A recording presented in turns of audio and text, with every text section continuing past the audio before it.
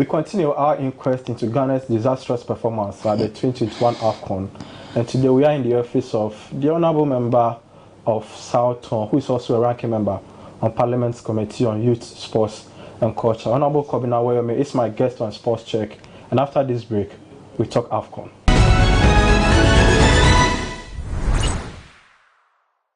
Welcome back from the break. This is Sports Check, and the Honourable Kobina Weyome is my guest. Honourable. Hi. Thank you for welcoming us. Thank you for visiting me in my office this afternoon, and you're all welcome.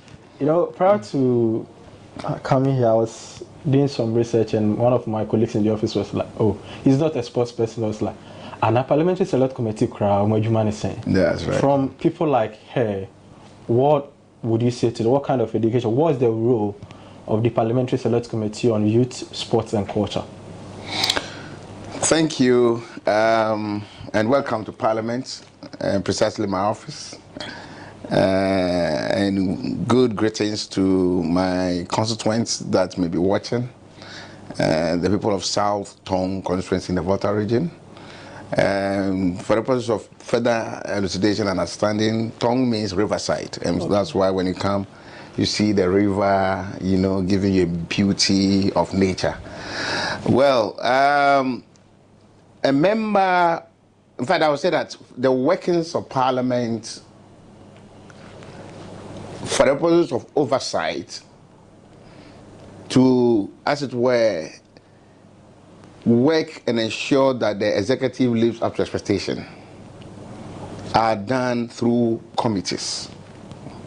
And the names given to committees gives you the various ministries that they oversee. We in Parliament approve budget. We approve budget for the appropriation by the executive. We don't just approve for them to just go and we go and sleep. We also do follow-up to ensure that there's value for money in their expenditure, and whatever they do are within the confines of the laws of this country. And so when it comes to the committees in Parliament, they are committees that are well selected per the person's capacity and qualification, given a particular role to be able to do those work. So for youth, sports and culture is just one of such committees in Parliament that oversees 3 ministries per their name: youth, sports and culture. So you see, we oversee the Ministry of Youth and Sports per our oversight responsibility, the Ministry of Chieftaincy and Religious Affairs currently being designated, and partially, I'll say partially and I'll explain, the Ministry of Tourism, Arts and Culture. That was just by the way. Now let's come to the substantive issue why we are here. The Blasters went to the AFCON and they promised to break the 40, but they came home with 1 point and somehow it's a bag of disgrace. Parliament had its bite of the issues and he delivered, I think what I would say, a great statement on the team's performance. The Speaker subsequently directed that some investigations or probing be done on to ascertain why we disgrace ourselves in Cameroon, if I should put it that way. One, does Parliament have the power to deal with issues of such nature, basically performance of the team, or can you explain to us the terms of the directive? Oh yeah, well, as you already know, we actually went to the AFCON with clear intentions, as you alluded to really get back the cup and to end the drought over several years. But unfortunately, it didn't work to our expectation. And the way it went, it was also not too good. It was quite humiliating. And so definitely I had to put together the statement I did. And I thank God it's well received by both sides. I mean, as much as possible, we have come of age. It's time we put politics aside and discuss sports the way, dispassionately, with the way we must, and find solution to some of the nagging issues that confronts us. And so I wasn't really surprised that both sides spoke so eloquently on what ought to be done and suggestions of it. And so, Speaker rightly has requested his committee, particularly the Youth Sports Culture Committee, to go into the matter, because it's very important. We need to know what went wrong. Could it be from preparation, or could it be from some technical aspects that probably didn't gel well? Or because if you watch from where we sit individually, there are the playing body are so endowed with skills, but then as a team and the commitment on the field of play and all that, something really was lagging. And so it is through us asking why and what happened and all that. And I think that is what the Speaker wants to know, and I think Ghanaians also want to know.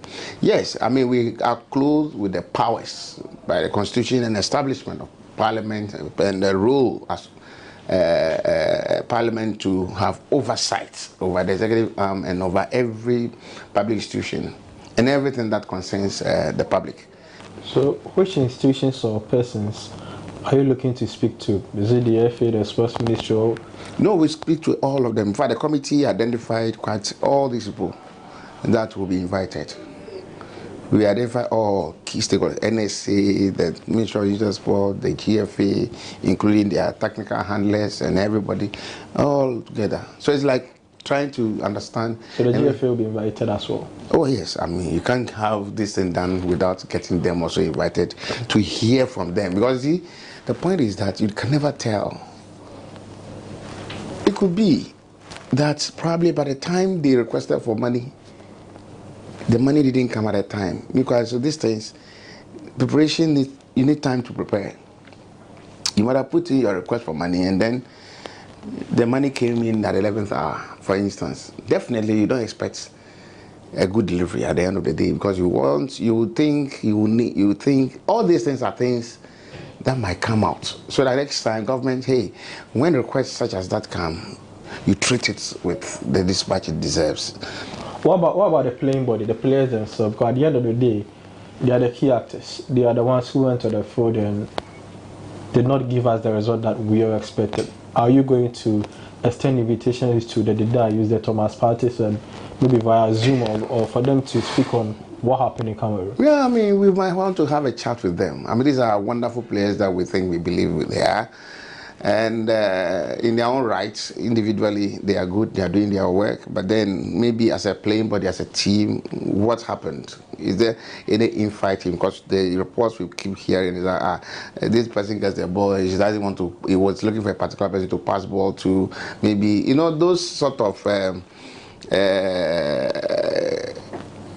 so we need to hear from them. I mean, what's from their point of view, or was there anything lacking? In the Speaker's statement, he made something that I find quite interesting, that the reports by your committee would decide whether Ghana will play the match against Nigeria in March or not. He says if it becomes necessary for Ghana to forfeit that game, we will forfeit the game, and that's based on the recommendations by your committee. One, do we have such powers to order the Black Stars not to? You just answered it yourself, recommendation, because Parliament will recommend to the executive. In fact, you just answered, many, we cannot impose, but we are working for the public. And we are doing a scientific research under the circumstance. We are actually looking out to, we are not just conjecturing. We're just not saying things without any evidence. We are bringing those who matter into the picture and asking them questions, some in camera and all that. And so people must be free to tell us what it is. And then when we end up putting all this together, and we think that at the end of the day, looking at the picture that maybe the report paints, then we may recommend, we may suggest that, look, it might not be worth it to just proceed. Rather, we have a lot to do as a country to put things together properly before proceeding. But would you, the works of the committee, will it be made public? Will people be allowed to attend? You mean the sittings of the committee? Well, we haven't decided. The committee hasn't decided on that. In fact, it came up, so we are looking at it. Because some of the members were of the view that knowing the kind of sharp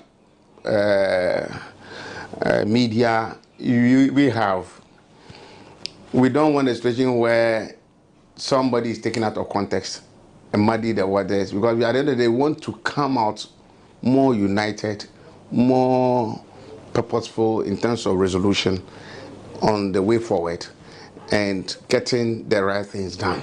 You watched Nigeria at the AFCON and they won 3 games. Then they lost to Tunisia in the last 16 stage. Our Blasters won none. Drew 1 and lost 2. When you compare the form of the two sides, I know Ghana and Nigeria games, a lot to go into it, but are you confident that the Blasters will beat Nigeria come March? The way they played, I mean, based on with what they played, the way they played, and because I was just based on what I saw in Cameroon, I'm afraid. I mean, but I will not rule the Black Stars out. If we do the right things and put things that we need to do together, we can run over them. All right, thank you very much. So it's Sports Check. We are speaking to a ranking member on the Parliamentary Select Committee on Sports, Culture and Youth. We are going for a break. Once we come back, we discuss more, maybe the Blacks are their performance, issues of bonuses, and the most controversial topic, the budget for the AFCON. We'll be back after this break.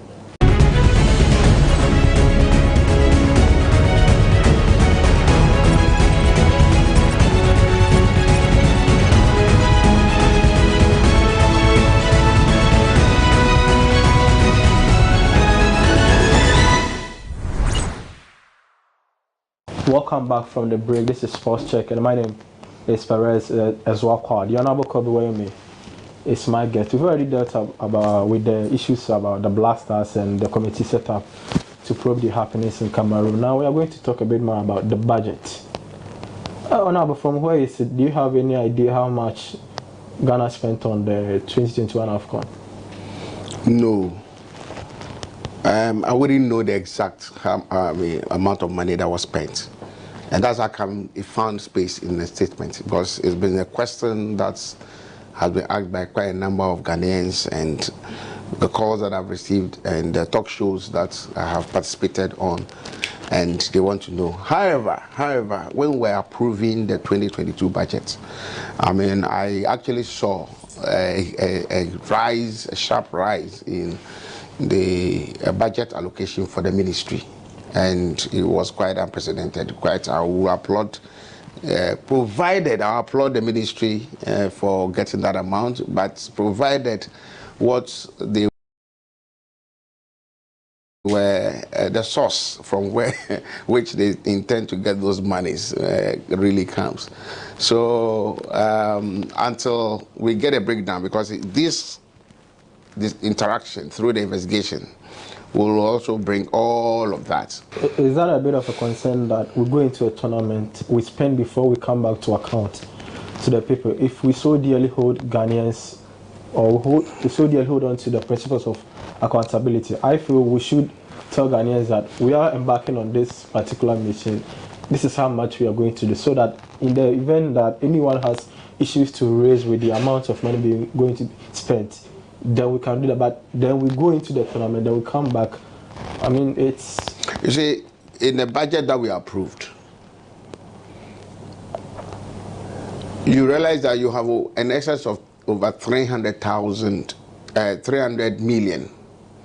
Okay? Yes, Ghana cedis. Okay, that has been allocated. For Ministry of Sports.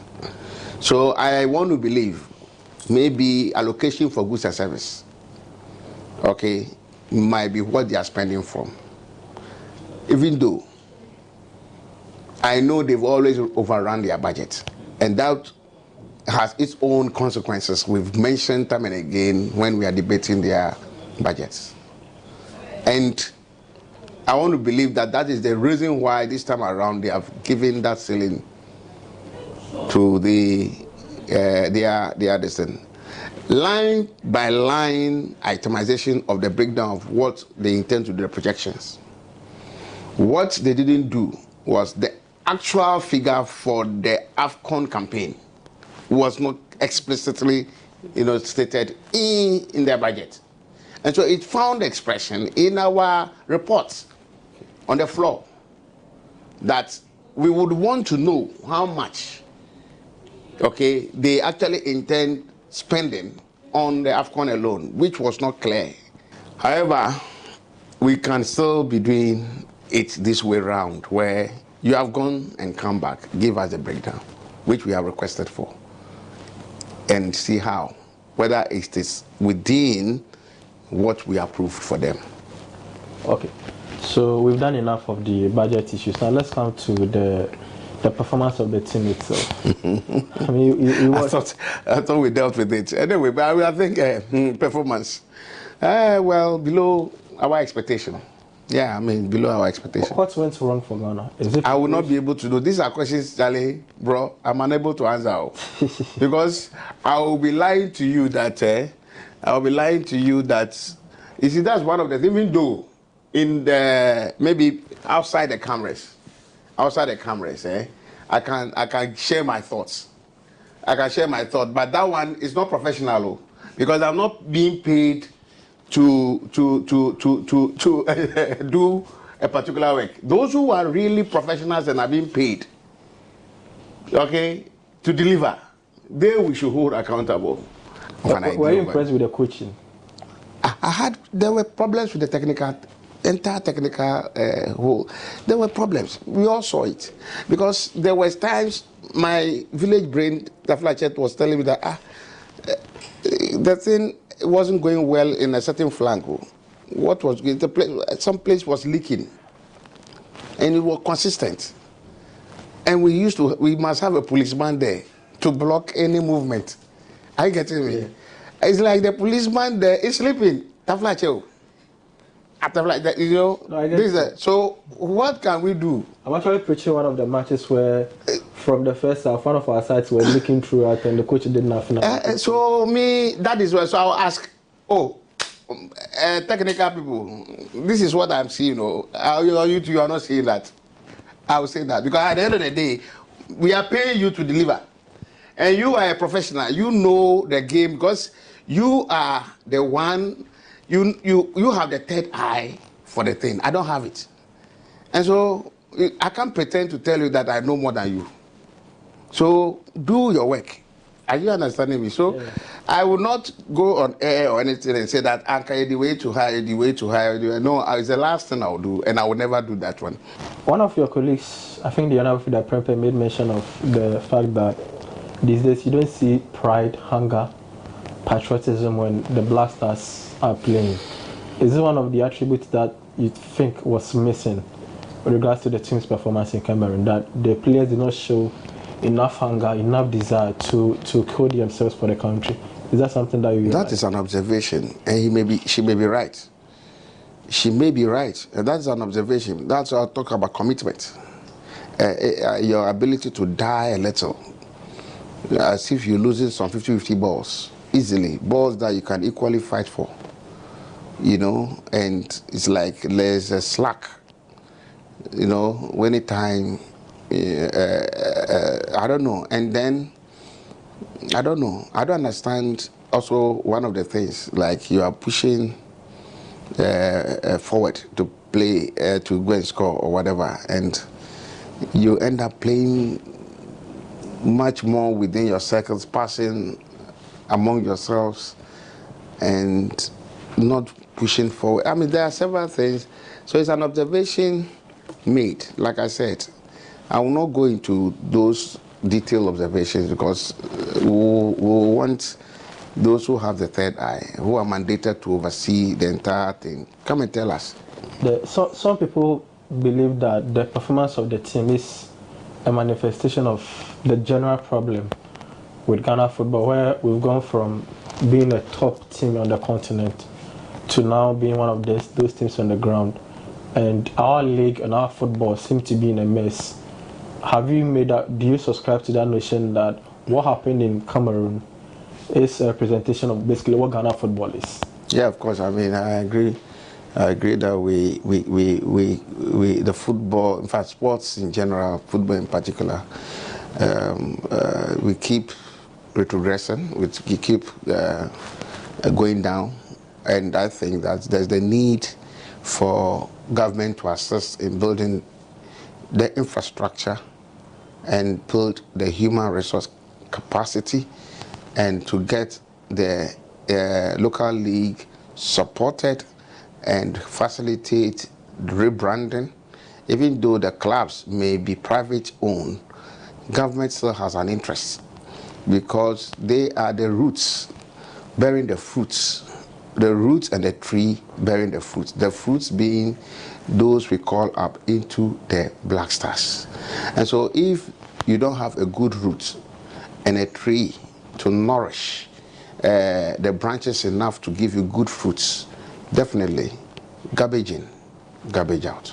In terms of government investment in sports, are you impressed with what the Akufo-Addo government has done so far? You see, if you talk about the building of astroturfs and all this, I told you how many of the astroturfs have been built, taking into consideration and consulting football people or sports in general in a particular locality and area and accepting the location. 1. 2, why are you not even building it to meet the international standard? Are you getting what I'm saying? Yeah. 3, are you not helping to ensure that, whilst you situate whatever at any particular area, it becomes so beneficial for the majority in that area? So, the way it's been so planted across the country, dotted all over, there's no science behind it. And they don't even meet the standard. How many of our local teams have a home ground? Can't we use this policy to then associate with the various regions and localities and put up in consultation with them so that it becomes beneficial for the vast majority in an area? And that also helps to build the Colts movement at the grassroots. And that also helps them to have the school sports, because you have a place to be training. Okay? Because when you spread it well in consultation with the key people, take politics out of it. Don't go and say, I want to go and build something for some people in that some area because they will vote for me. When you do that, you go and put up Taflache, you go to, you will end up sending fridges to the Eskimos to buy. Or if you are not very careful, you will think you want to sell heaters at the Sahara Desert. That is it. My last 2 questions before I wind up on this interview. The bonuses issue, the issue of bonuses to the Black Stars players, is one of the things that you're going to consider in your report, such that after the work we now have a definite amount or a design amount for the Black Stars when it comes to bonuses? That one we will discuss it. I wouldn't want to say anything much about it because they are motivational.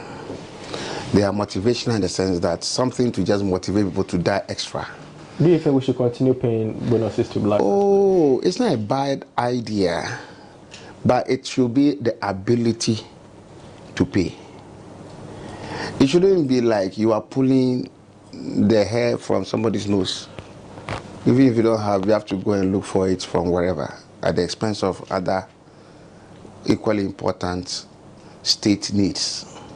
And so you balance it. And for me, it's a matter of sitting with all who matter, including our beloved players, to also appreciate the state in which we find ourselves and collectively agree. But it is very important to pat their back for a good work done. And so motivating them, I'm for it. My last question, we are in search for a new Black Stars coach. Now reports since Friday indicate that government seem to have their candidates, the FA also have their candidate, and neither side is willing to compromise. So government has Chris Hilton, whom they want to be the coach of the Black Stars. The FA, on the other hand, we understand the president was in Germany to speak to former Black Stars Weija Tuado. Looking at the development between these two countries, looking at the fact that we have barely weeks to play Nigeria, what do you make of the whole situation? Well, I would think that they should allow the football people to suggest, because at the end of the day, the buck stops with them. If you ask me, let them suggest and let the government roll along. But of course, government must demand reasons. And once they make cogent, I mean, they stand good reason why they are doing whatever. Once it sounds convincing, and that it must be made to know that it comes with a price if there's a failure. That's it. Finally, will the reports of your committee be made public? Oh yes, I mean, it will be submitted on the floor at plenary, because that is where it was requested. So when we are done, we'll have to submit it on the floor for other members to also have a bite on the content, and so it will be made public. Thank you very much, Honorable, for... Thank you. But then there's something I want to just, again, you see, all the astroturfs and all those field, sporting whatever that were built, the source of money for that is from the National Youth Authority, and then 5%, when we're doing that law in 2016, His Excellency John Mahama was the one who says, after approving the District Assembly Common Fund formula here in Parliament, we should allocate by law 5% of that amount to the National Youth Authority, because of how important he sees the needs of youth in Ghana be viewed and looked at and improved upon. And so those releases annually was where those fundings came.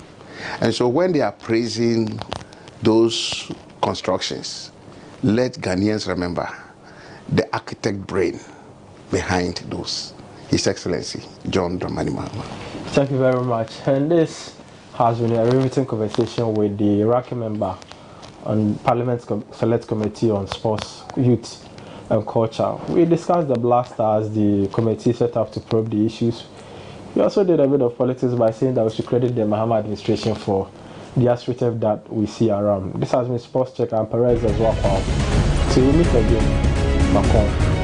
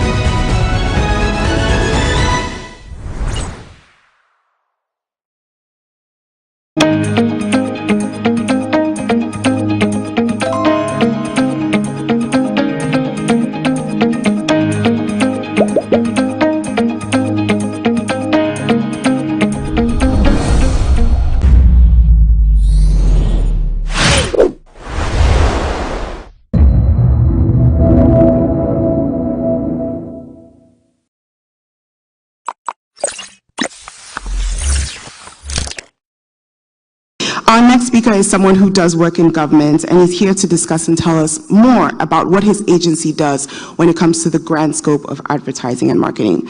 Ladies and gentlemen, please help me welcome the Honorable Kojo Okpong Nkrumah, the Minister of Information for Ghana, and I'd ask that we please put our hands together as we welcome him to the stage.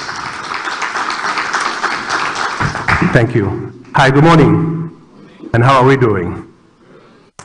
Thank you for the opportunity to be with you this morning for the next about maybe 15, 20 minutes to share a few thoughts. But on says, I'm here to tell you about what my agency does.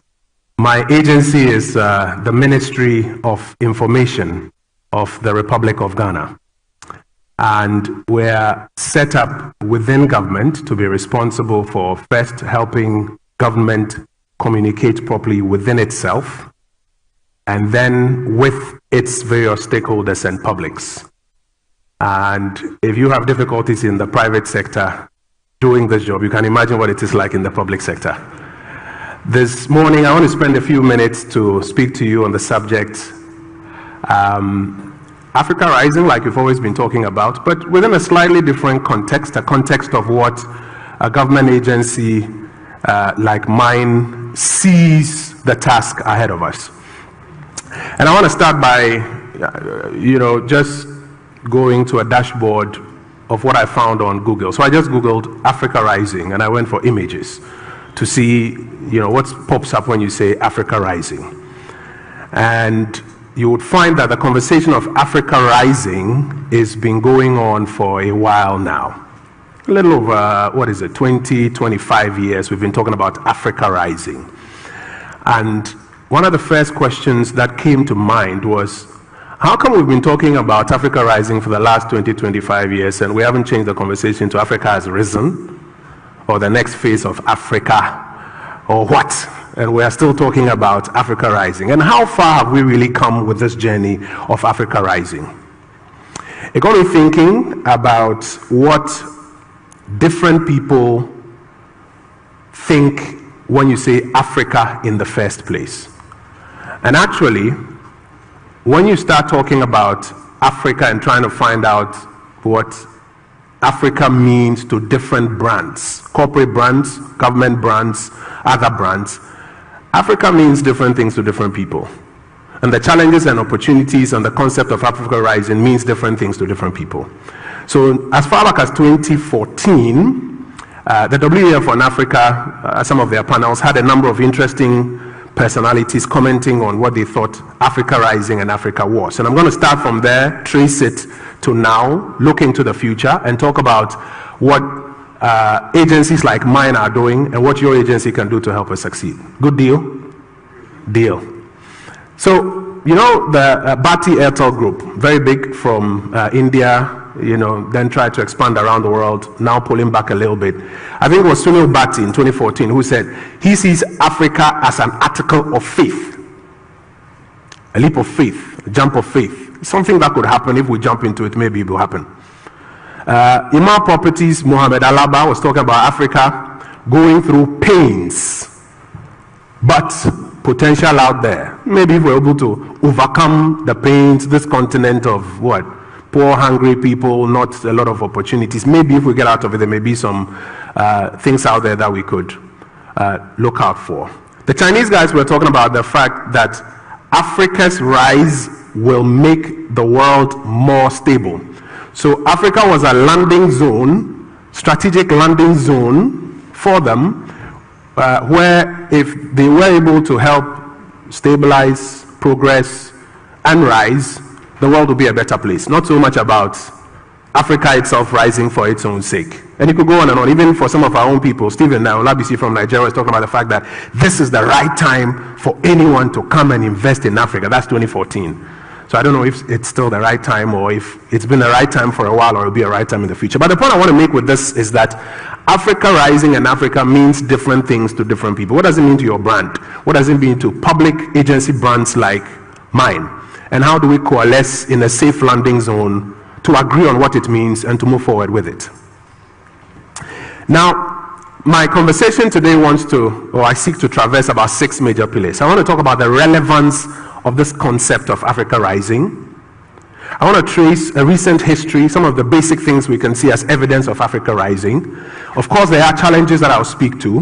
There are still opportunities out there that we want to talk about. And I think we need to redefine the conversation of Africa Rising in the new context, your brand and my brand, and how we can get it forward, and then see if we can align and make some progress. So let's explore this together. So why is this concept of Africa Rising still relevant today? After about 20, 25 years of this conversation, why is it still relevant today? It's relevant today for a number of reasons. I don't mean to say that this is an exhaustive list, but I think that these are some of the highlights for which reason it's relevant.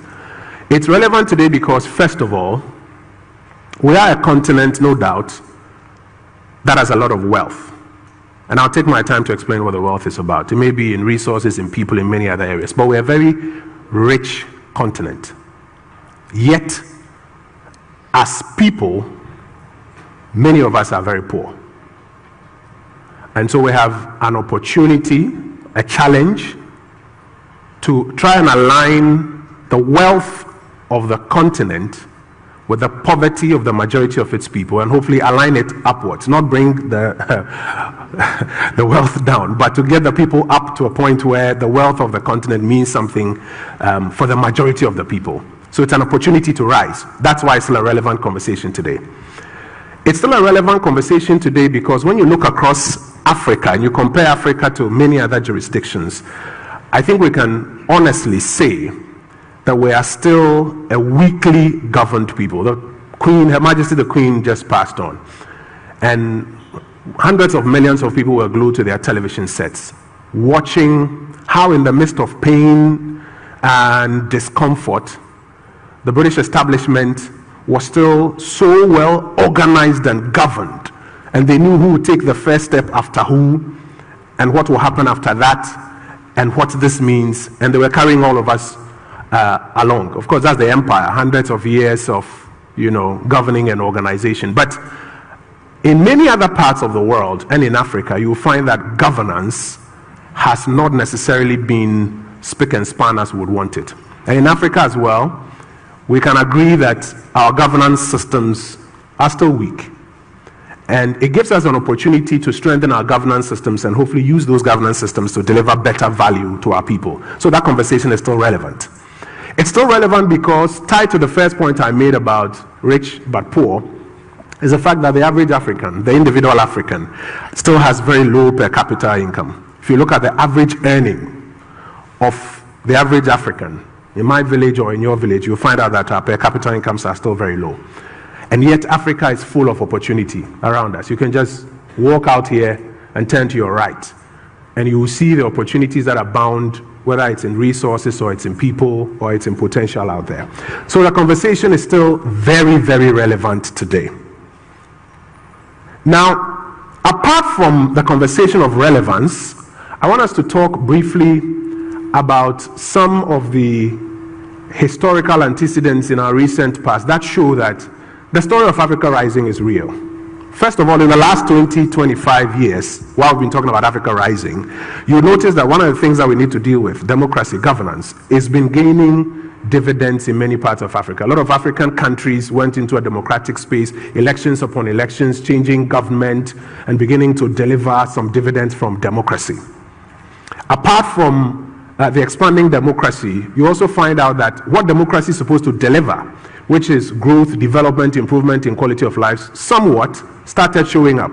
So you would notice that if you look at the raw data and expansion in GDP growth, country by country, in maybe the last 2 decades, sometimes it goes up, it comes down, but generally, if you look at the trend, we're beginning to see some more increased GDP growth across Africa. Africa's infrastructure today is not where we all want it to be, but no doubt in the last decade or two, we can agree that there's been an improvement in Africa's infrastructure. And then in terms of quality of life, again, we are not where we want to be, but if you look at the human quality indicators across Africa, you would notice that there's been a mild improvement in the last 2 decades. So Africa Rising has been a reality. If you had graphs, you would say where we ought to be, we are not, but it's also not where it used to be. It's gone up. Nonetheless, there are challenges, and I want to highlight just about 4 or 5 of those challenges. What appeared to be gains initially, improving governance, democracy, now appears to be weakening. There was Guinea, then there was Mali, then there was Burkina 1, and 3 or 4 days ago there was Burkina 2. If you are not paying attention, you may think all is cozy, but democracy across Africa in some areas appears to be going down the curve. We are weakening in terms of democracy. So is Africa still rising? Take the private sector. Many of you represent brands and you work for brands. And look at the growth that your client brands were experiencing and your brand itself was experiencing. And compare maybe the last 2-3 years. Are you seeing an explosion in the private sector? Is Africa still rising in that area? There are challenges there. There are growing insecurities in parts of Africa. Again, now if you look at what? Niger, Mali, Burkina Faso, the Gulf of Guinea, between terrorism and pirates, there's growing insecurity. Is Africa still rising? The economic hardships, the global economic challenges are biting in many African countries. So people's purchasing power is going down. What it means is that the brands that you work for are seeing dwindling demand for their products and services, and by extension, it's affecting your brand, I imagine. Is Africa still rising in the midst of that? And then I think one of the most important things, there's increasing cynicism. Increasing cynicism between the various actors in Africa. Yet in the midst of this, there are a lot of opportunities. And let me highlight just a few of these opportunities. You see, there's a challenge of a global food crisis currently. Here we talk about Russia, Ukraine, and wheat and everything else, and cost of living going up, and availability of food security challenges all over the world. But it's actually a brilliant opportunity for Africa and African food-related brands to now fill the gap that is showing up in many parts of the world. Africa has 17% of the global population. Depending on how you look at that, that's a huge consumer market happening or waiting to happen if we get the dynamics right. Income levels, people's preference and taste right. That's a huge market. That 17% has within it 60% of that population being younger than 25 years. So that's a very youthful, burgeoning population that can be a good producer market for many parts of the world. And talking of producer markets, Africa appears to be the next opportunity for the global industrialization drive. How many more factories can we create in Europe? So Africa is still a big place for the next global industrialization drive. 30% of the world's mineral deposits are here. Lithium and all of those that are being used to produce these smart devices, phones, etc. 30% of the world's mineral deposits are here. That's a huge opportunity. And then one of my favorites is that we have a huge diaspora that is hungry to connect. Millions of Africans and people of African descent around the world looking for tourism, homecoming, entertainment, and other opportunities, and to connect to the motherland. The recent Global Citizen Festival, never mind all the other things that happened on the side, but it's a huge example of how the world and the diaspora want to come to Africa and to connect. These are opportunities for Africa rising. And I want to connect these pieces. So there are challenges, there are opportunities, there is the historical evidence of how Africa has been rising, but I think that Africa rising needs to be redefined, especially on the back of the recent challenges that we've had, as I have discussed, on the back of, COVID, Russia, Ukraine, on the back of all of these ones, Africa rising, this conversation of 25 years needs to be redefined. And I think it needs to be redefined to mean about four things. Number one, and in no particular order, number one, I think that the first thing that Africa rising needs to do is to deliver an improved quality of life for Africans. What is the use of Africa rising if it doesn't translate into an improved quality of life for the 1 billion plus people in Africa? So what, Africa will rise and a few individuals and companies and brands will profit and the people will remain. Africa rising must lead to an improved quality of life for the people of Africa. And I think that the first part of this conversation of Africa rising and the purpose of brands is to see how we translate these challenges and opportunities into an improved quality of life for our people. I think another thing it should mean is, more specifically, Africa rising should translate into an educated, healthy, safe, non-poor group of people. Again, if we're going to exploit all of this lithium and gold and 17% of the global population and build all of these factories around, what is the use if we can't translate it into an educated, healthy, safe, and non-poor people? A third redefinition of Africa rising, in my view, must mean that there must be a flourishing private sector in Africa led by people who have Africa at heart. That includes Africans and non-Africans who have Africa, because there are some Africans who don't have Africa at heart. And there are some non-Africans who have Africa at heart. And so what I'm saying is that Africa rising must also lead to an appropriation of the opportunities in Africa to the benefit of a flourishing private sector in Africa, led by people who have Africa at heart. And very finally, Africa rising must translate into an environment that we can be proud of. The built environment and the natural environment. It must translate into an improvement in infrastructure around us and the natural environment. We can't exploit all of these and leave the environment haywire. And we can't exploit all of these and take advantage and make value out of it and still not see the development translate around our roads, bridges, hospitals, schools, etc.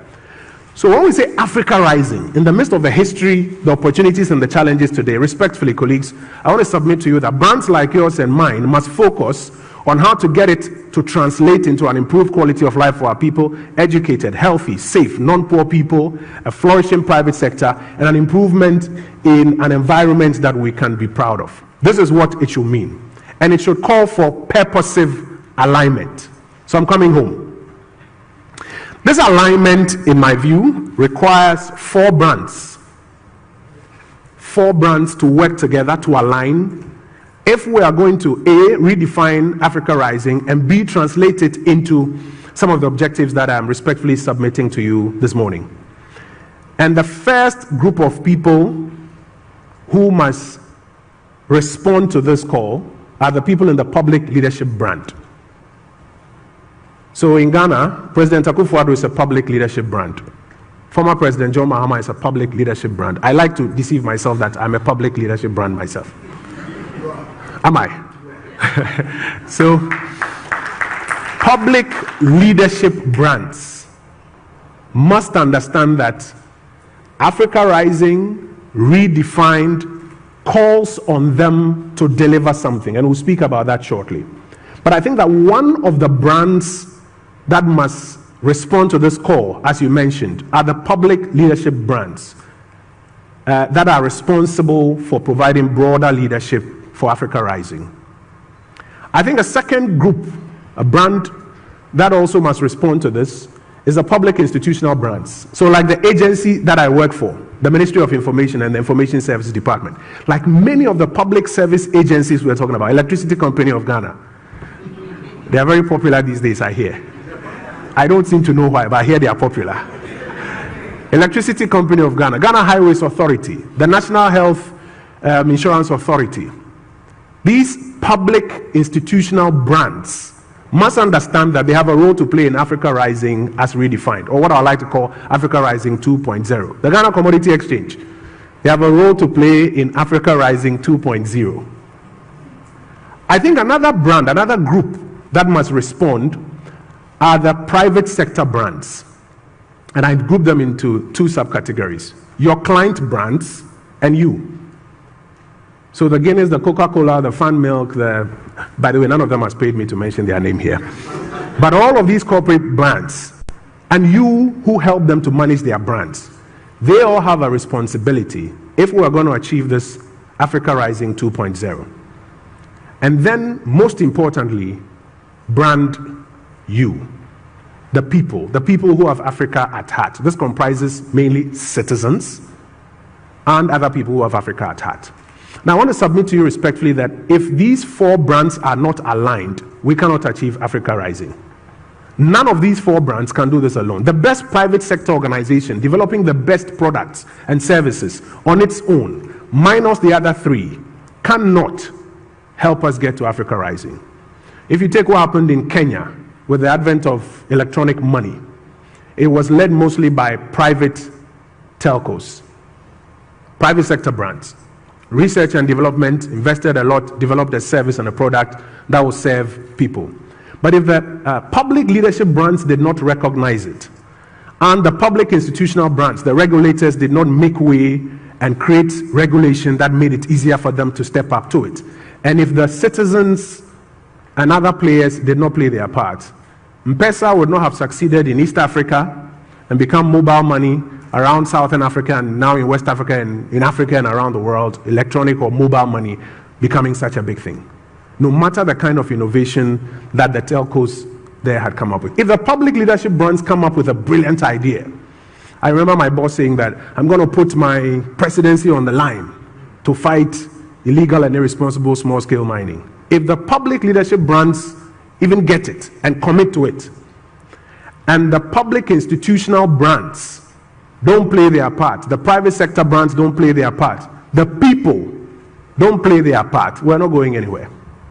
So Africa Rising 2.0, respectfully, in my view, is not just about this highfalutin concept of graphs going up, but it's about what these four brands can align on to achieve that. And I'll give you a few examples. Let's say healthcare. Find a public leadership brand that says, I want to ensure that my population is healthy and deploy good healthcare across the country. If the Ghana Health Service, the Nurses and Midwifery Council, the nursing training colleges are not aligned, are not investing in ensuring that the quality of healthcare is being delivered, it doesn't matter what you postulate at the top. If the private sector brands that are supposed to produce, the medication, bring in the medication, are bringing in fake products, are not delivering the kind of inputs that you require, and the people themselves are interested in cutting corners, etc., you won't get there. And I could go on and on with some more examples. If we decided to build the best bridges, and we committed ourselves from the public leadership point of view, and even the public institutions were aligned, and the contractors are not doing a quality job, or the contractors are doing, but the brand due is not willing to pay up whatever is required to pay the contractors, we won't get it. So I'm going to end my conversation on this point here. Purposive alignment between these four brands is what it will take for Africa Rising 2.0 to happen. Without it, we are not going there. What do we need to make it happen? I want to respectfully submit to you four things. One of the things that we have lost and we are losing, and it's very dangerous for us, is trust. There's a decline in trust between these four brands. Public leadership brands, public institutional brands, the people themselves, private sector brands. And there's a decline in trust. Everybody believes that nobody is going to deliver what they are talking about, and that you can cut some corner before you get what you're looking for. One of the four things that we need, if we're going to get the alignment of these four brands to achieve Africa Rising 2.0, is trust. So for us as an agency of government, we are trying to build some more trust. We may not be succeeding every day, a lot of difficulties in that exercise, but we're trying to build some more trust between us and the other three brands. And we're asking our institutions and the public sector institutions and our agencies to work to build more trust. I think that you need to also submit to your client brands and yourselves respectfully that we have to work to build some more trust. Else, we will not have that glue that allows us to achieve Africa Rising 2.0. A second thing that we need, I think, is positivity. Positivity. There's an increasing cynicism, particularly between public institutions and public leadership brands on one side, and then you have people and private brands on that side. And this increasing cynicism of nothing can be done, it won't work, is something we have to work out. We need to engineer some more positivity in the system. And if I may go a bit spiritual, if you allow me, I'm Christian. God, we are told, created the whole world by the power of his word. What we speak happens. So if we increasingly keep speaking that it cannot be done, it will not happen, it is not going to happen, we are speaking a self-fulfilling prophecy into being. And I think that we need some more positivity in this Africa Rising enterprise. I think another matter we need to focus on, another ingredient we should look at, is competence. So your client who is promising a new product, how competent is his team to deliver on that product that he's promising? Because a brand is not just a promise, it's a promise fulfilled.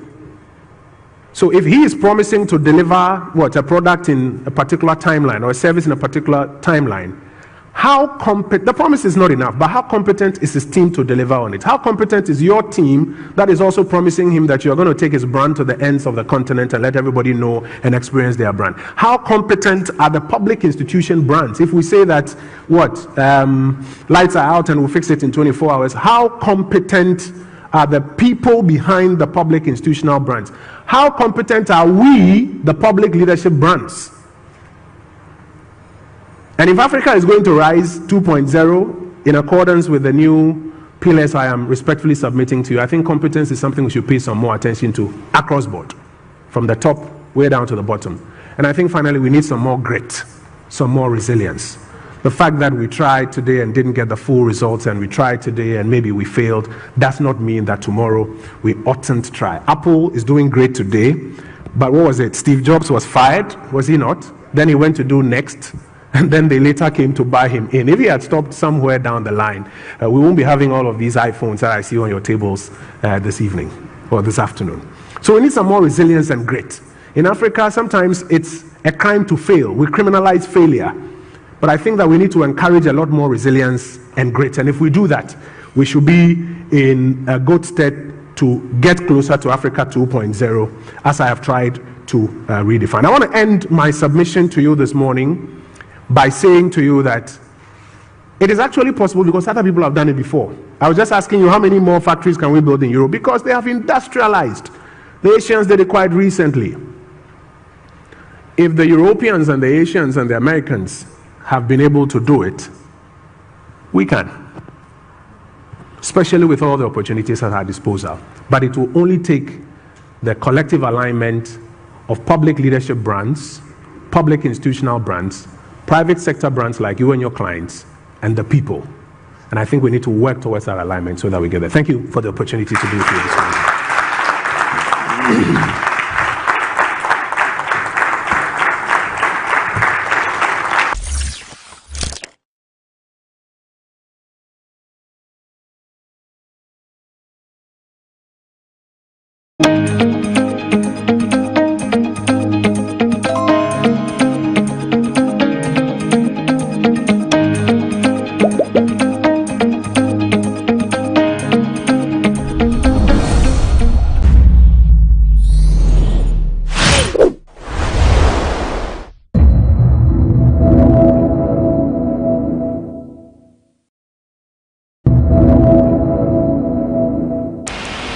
We're going to talk about some of our digital developments from GhanaWeb. I've already told you how we have started. We didn't just start out of anything, out of space or anything, but people actually sat down. It took hard work. Hard work, dedication. I always see Rob Bellard talking to the machine, talking to the computer. We talked about artificial intelligence. That's what's happening right now. You should be able to speak to the machine to do things for you. If you are not able to do that, forget it, please. If you can't use the machines, the machine that you have in your hand that you're using for different things to WhatsApp, it does bigger things than what you are using it for right now. Okay? Good. So we'll be talking about GhanaWeb TV. We'll be talking about Age Africa Agency, which will be my highlight for this morning. And then we'll be talking about GhanaWeb Club. All of these things you probably do not know, have not heard about, but we'll talk about it. We'll talk about GhanaWeb Memorial. Wow, we're even talking about the dead people and everything. We're still talking digital. What are we talking about? You see how we're developing, how innovation happens? Okay, next. Yes, GhanaWeb reporter. I will not dwell on this because my colleague Ismail will come and talk about it. He is the editor-in-chief. I'll leave that for him. When he comes, he will explain a lot more and we'll go through some practices with you and you get to know. Next. Of course, how do we get to buy our data to do our stuff? One-stop shop, that phone that you need to do your stuff, you can always buy your data on it. Next. And then we'll do some other things that we are doing. We go to the airport and stuff like that. On the screens, you'll probably be seeing GhanaWeb doing some things on the screen out there. That is what the screen, those big screens are used for, and not for TV watching. The TV is in your palm. You are actually holding it. All right? Okay. Next. Great. So, and then here we will talk about my hairdo. Even in doing hair, getting styles of hair, there's digital. Move on. Good. And then how many of you know that we also have an awards scheme which is called the GhanaWeb Excellence Awards? Some of you should be nominated in the next year because we'll finish the nomination for 2022 anyway. So next year we're hoping that once you do very well, you will be nominated. And that will be just fine. All right. Next, okay, so here is my motivation, and I'm sorry that this screen is not showing what my motivation is, but I'll tell you what it is. My motivation that take advantage of the big tomorrow, and tomorrow is now. Did you hear me? Take advantage of the big tomorrow, and tomorrow is now. Now, if you think that the future of the new media is so far away, I'll tell you it is futuri. Some people pronounce future as futuri, right? It's a farce if you're thinking that the future is very far away. It is here, now. And I'll tell you why. I'll tell you that if you take advantage of the future now, you are ahead of the game. The video we watched talked about 10 years and everything, but those 10 years are here already. And that's what GhanaWeb has done. Next. All right, so we're going to talk about GhanaWeb TV. TV anytime, anywhere. How many of you always want to rush home to go and watch TV? Show me. Yesterday, some of you were rushing to go and watch the match. By the way, Charlie, yeah, and I think it was Max TV. Thankfully, we thank them so much for showing. I didn't see it on GTV because I was watching. But you know where I watched it? On my phone. All right? It's TV anytime, anywhere. And that is where the world is going. In 10 years or less than 10 years, those screens that you have in your home, you will use it for something else. I don't know what you will use it for. Whether you sell it for scrap or whatever, I don't know. But you will definitely use it for something else other than watching TV.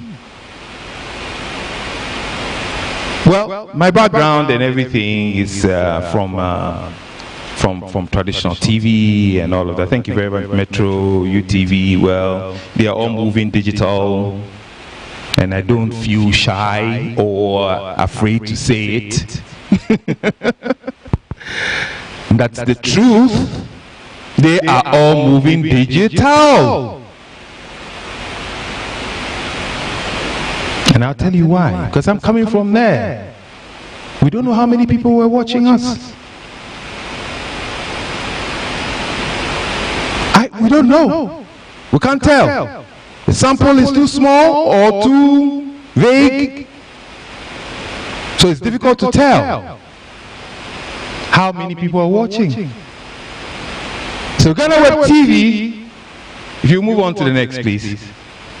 GhanaWeb TV is showing the way, and we call it the AVOD. What is it? Go on to the next, please. Thank you.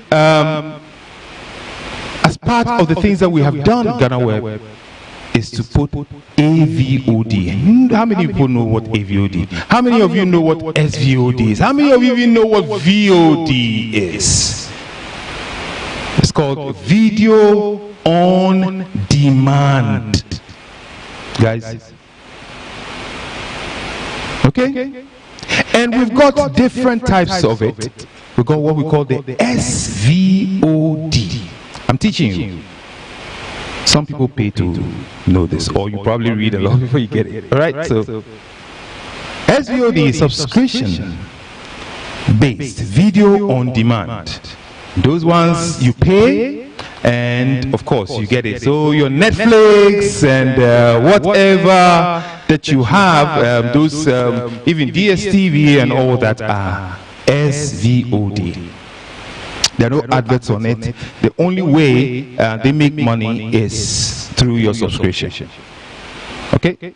So some of the things, in fact, also YouTube and all of that are more on that area. We also have the transaction video on demand. So TVOD transaction, you make a transaction, you pay them at a point in time, and then they give you your subscription, they give you time to watch it and all of that. Okay, some hotels, when you get into some hotels, you pay, and then they show you the thing. You can't watch it anytime, anywhere. And then we have what we call the AVOD, which is the advertiser-based video on demand. Now, all you need is an internet. But how do we pay for it? That is where the matter is. So advertisers come to it and then they pay for it. And this is what GhanaWeb TV has done. All right? Or this is what it is. Go to the next for me, please. Thank you. All right. So all these programs that you see here are on GhanaWeb. We have our own platform that we show our TV. I will not give you all the secrets to it and what we have, but when you come on GhanaWeb and you click on GhanaWeb TV, it will take you to all of these programs. And they are AVOD, advertiser-based video on demand. Video on demand means that you can always click on it and watch it anytime, anywhere. In the bus, while you're waiting, while you're here and you're bored, you're waiting for people to fill this room. You don't have to go and watch, go home and watch your set to see things.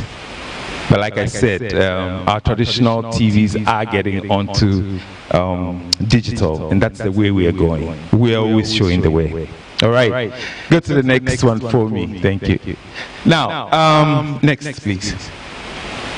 So this is it's not rocket science. It's there. I mean, if you are a researcher and you look at things, you'll be able to tell. Look at the line that is going down. That is linear TV. It's unfortunate you can't see the colors very well because of the projection.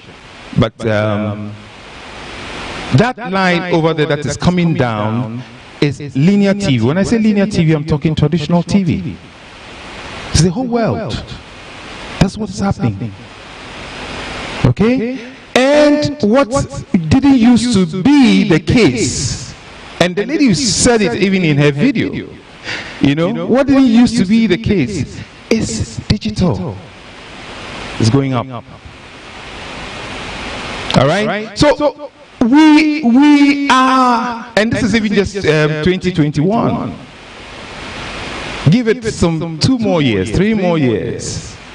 In fact, right now, you yourself set yourselves, how many of you actually sit and watch TV? You watch it on your phones, right? Digital development. Next. So that's for GhanaWeb TV. Please let's go to the next. And all of these indicate there's so many things I can't talk to you about. Come back, please.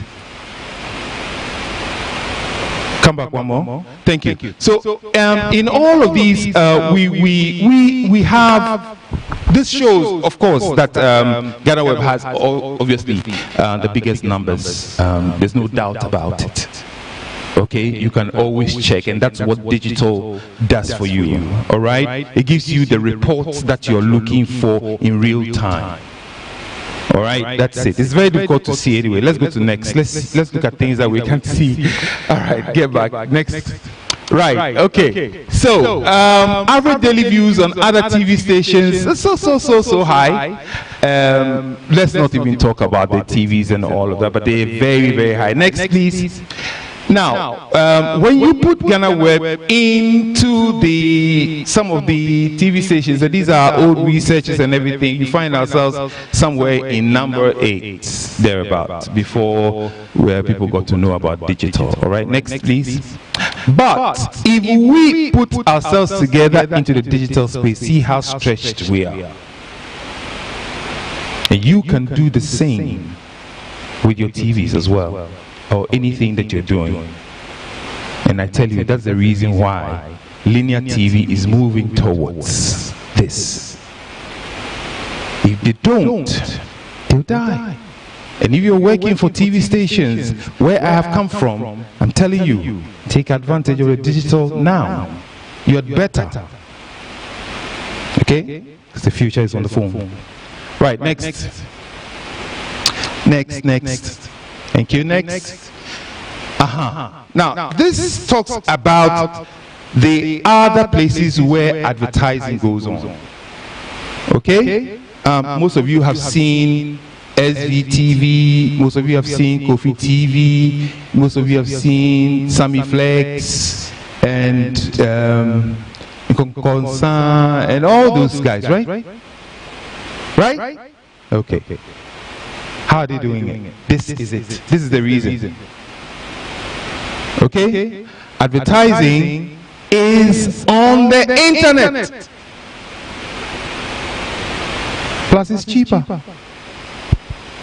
Okay? I am not spoiling traditional TV business. That's not exactly what I'm here to do. I'm just here to talk about the new media and the future, which is now. And I say take advantage of it. All right? Okay, next. Let's go next. So, well, in all of this, I have told you about AVOD. I have taught you what SVOD is, the TVOD is, what VOD actually is, and what GhanaWeb is doing, which is the AVOD, which is advertiser-based video on demand. Next, please. The differences here are very, very clear. With online, better selectivity, data versus no data. If there's no data, you don't see any data, but use the data, you see in real time, measurable on a daily basis. Advertising formats include a call to action. On GhanaWeb TV, when you watch any of the programs, you can actually visit the advertiser. Very simple, straight. It's just like you're watching YouTube. You can visit the advertiser. All right, and it will take you to their back office, their call center. Call center is dying anyway, but it can take you to their email or even their WhatsApp. Okay, very, very interactive. Okay. I think we can go on to the next. Let's go on, please. I've said a lot about GhanaWeb TV. Please go on to, if you can get the next. Yes, keep going. Keep going. Thank you. The formats are there. We also do the squeeze backs and the crawlers and all of that also. Okay, so these are some of the presenters we have on GhanaWeb. So the hosts, you can go on, please. Let's show the sports check. Bloggers Forum now is eForum. We've changed it. We've talk entertainment. Also is fused with another eForum. So we've got entertainment. We've got the lowdown, which is general issues. Go on. We've got moves and cuddles. Relationship type of thing. Vistec, go on. All right, Untold, some things that you don't know about. The guy comes with Untold. The Tree News is everything that is read on GhanaWeb. The news, the headlines are translated in Tree, and so you can click. For those who cannot read and those who still want to get the news, they can also get it in Tree. Say it loud. Go on, please. Go on, trending, Ghana sports. Yesterday I watched our sports there. The eyes on the road, around Diaspora Link. Go on, election desk. Go on, and Komo gossip show, special. Go on, and so on and so forth. Of course, yes, I also host one. Isn't that nice that I also have to host one? My business moment. Eric Blijo is here, so anytime you guys want to do any business with GhanaWeb, of course we're here to actually do business with you. So yes, we can talk about other things, other developments, all right? And we're talking about GhanaWeb Club. Go to the next, please. Thank you very much. What is this? Where community members actually meet to take advantage of some privileged partnerships that we have, okay? We've got partners and we've got members. Now, in GhanaWeb, we have over 800,000 members, people who have signed up to be members of GhanaWeb. Put them in a community. And then also, we have got partners. So Melcom is a partner, Woodin is a partner, we've got other big partners coming up. Okay?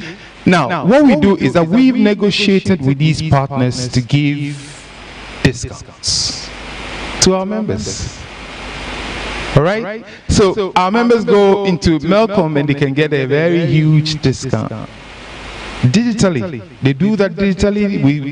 We have not seen them before, but they are there. We know who they are because we have unique numbers for them, and that is what we have to do. The market becomes more effective and is more personal and relevant with data-driven approach. this is what GhanaWeb thrives to do. To make, all right, you get 5% discount shopping. What have you? Woodin has, sorry, Malcolm has just changed their brand logo. We relaunched, and so that's very nice. You can actually go there if you're a member, and you can sign up. For now, you can sign up for free. It doesn't cost anything. And you don't have to pay anything. Partners don't have to pay anything. All they have to do is just give discounts, and then we're good to go with GhanaWeb Club. One good thing about it is that you also get a card, and it's not a physical card. You have it on your phone, and you can show it at the counter to say, I'm a member, and pick up your things on a discount. Beautiful. Digital development. Next. Well, this is my head, and I'm sure this we can't see a lot about it, but the point is that there's an app that we have developed. And mind you, we do these things by ourselves. All the coding and everything is done by ourselves. I talked about the digital, the development guys there. They do everything so wonderful. Make sure that they do the right thing. They're very meticulous about things. We developed an app that you can always go and look for your hairstyles. The women out here, you can always go to my hairdo. If there's any hairstyle that you're looking for, you can actually go and click on it and see where. We've also partnered with some salons where you can find that very close to you, and then you can just get it done. We're planning to do some very innovative things around it, make it come closer to you as much as possible, and that's what makes it digital. Please move this forward, completely forward. All right.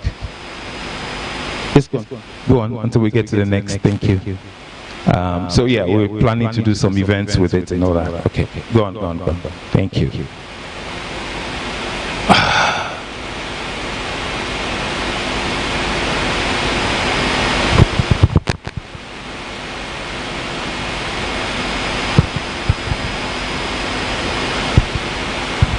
Okay, so I talked to you about GhanaWeb Excellence Awards. We thought that our people really thought that it's you guys have done so well. You guys, it's so many people on your platform, and it's about time that you come up to show us the people who really deserve, to be honored. So we gave the platform to our people, and so we have given them the opportunity to nominate and then decide who are the best guys to take Ghana to the next level. And so we did that from 2021, and we have come to a new edition, which is the youth edition. Most of you fall in that category. We expect you all to be at GhanaWeb Excellence Awards on the 19th of November, where we will be giving awards to deserving youth within our space. And I'm sure that if we had time, I would have gone through a lot more of it than some of the people. Nominations have been done, and so what we're going through now is to make sure that we select 5. We have got so many nominations, over 400, Benis? 400,000, or how many? Plenty nominations, and so we just sieve them to make sure that we have 5 in each category, and then people can then vote for the best. And we are not charging any money for the voting. You just have to be a member on GhanaWeb and help to vote your best guy. Okay, next. So that's all about Excellence Awards. Let's go on to the most important part of my presentation for today, which will be linked to exactly what we are talking about. Go on, please. Thank you. Go on. Keep going. Oh, the thing stopped.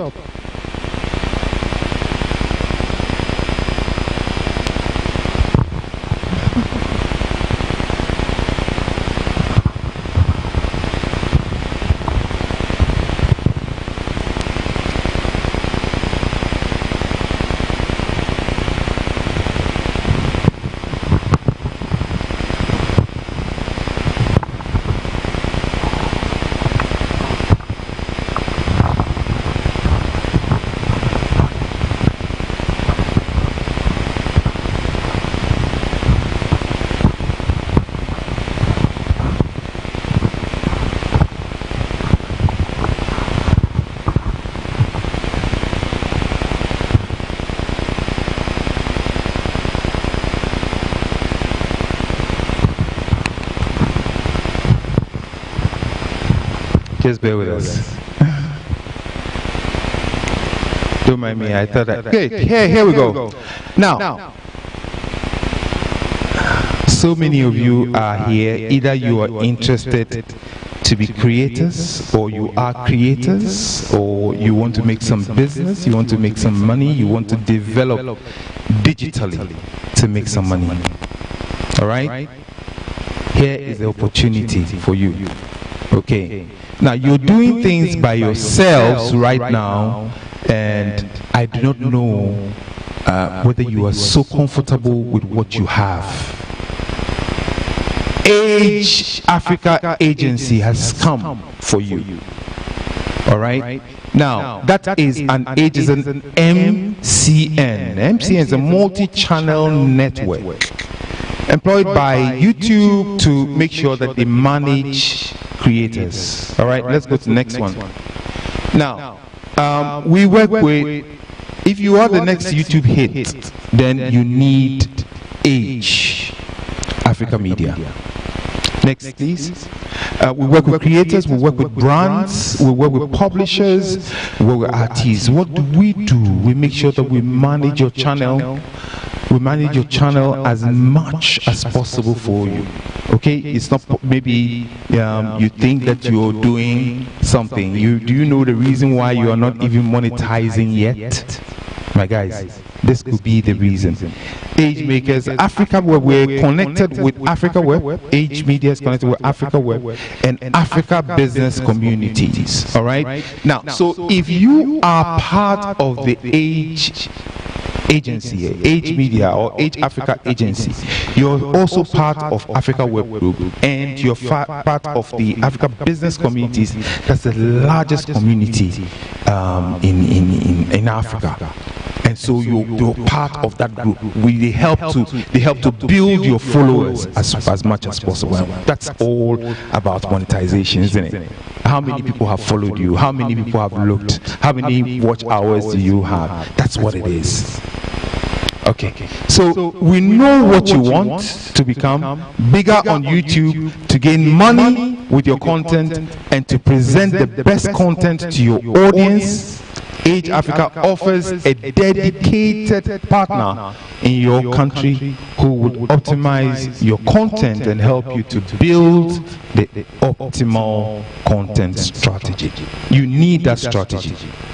Okay? You don't have it yet, or you probably don't know it yet. You need the strategy. You need help. And so we give you that help.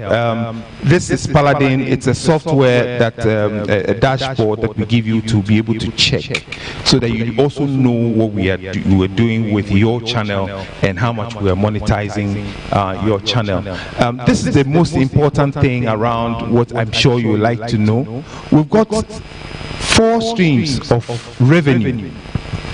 Programmatic advertising, I'm sure you all know what that is. That YouTube monetizes automatic programs. They put some adverts on your content, and you make some money as well. Okay. Now YouTube keeps 45 and distributes 55 to the MCN, and the MCN now works with you to get this. You don't. How you get this is the MCN, which is a multi-channel network that works very hard to make sure that you get more money. Then they can also make some money. All right. Now direct advertising. Age and GhanaWeb will acquire local and international advertisers to show their commercials and video advertising around the video content of the YouTube publisher. Okay. Now before the video will be uploaded, the video commercial will be added. So we get advertising to add to your content, and then we share that revenue. When it comes to direct advertising, we share it 50-50. I bring people to your channel or to your content, and then they pay the money, and we share that 50-50. There's no cheating anywhere at all.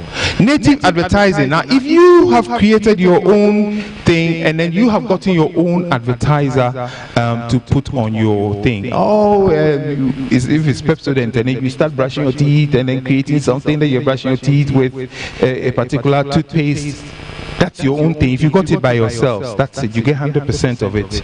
Even though you can come and use my studio, you can come and do anything for your digital development, you still get your 100%. You get your money.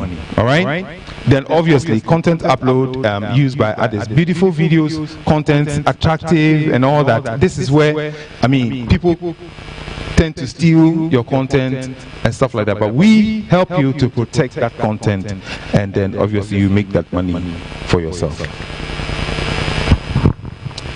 So here is the share.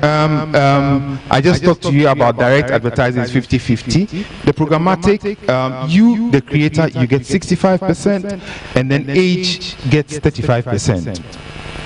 You've cheated us, but it's fine. We're developing you.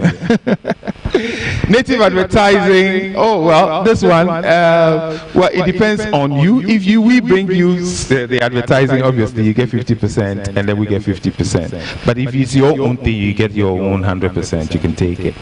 Then the content upload. Well, we get 65, and then Age also get 35%. All right. So these are something we can talk about it and everything, as long as you're big. Most of you are not big yet, and this is where we come in. Next. Right. Let's go to the next. So people have said very nice things about Age Africa Agency. Okay, Age is one of the most trusted MCNs you could work with. Blah blah blah. I joined Age and it's made me wonderful. Blah blah blah. All these wonderful things have been said about Age. Why don't you also get on board and get to know us, get to understand, and get to trust us? You can find us in Africa. We're in Ghana. We're in Kenya, and we're in Tanzania. By the grace of God, if you're looking for the Ghana representative,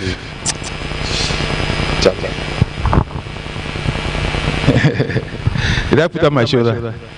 Talk to me. All right. Okay, next. Let's keep going.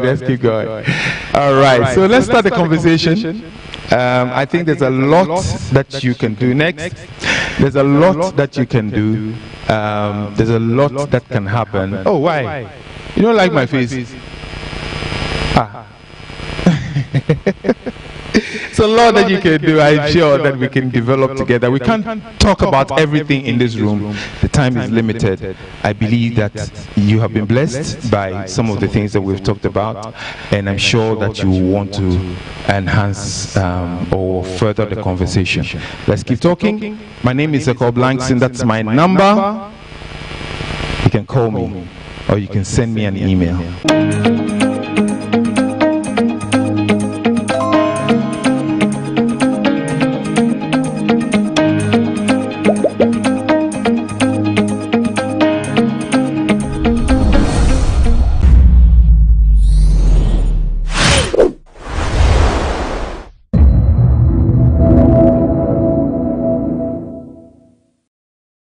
If she assumed a girlfriend role, do you just confer the title on her? Or in case of anything, can she say that, of course, I performed all that duty, no. So... The question is, did I ask you to be my girlfriend? Did I ask you to cook for me? Did I ask you to sleep with me? Right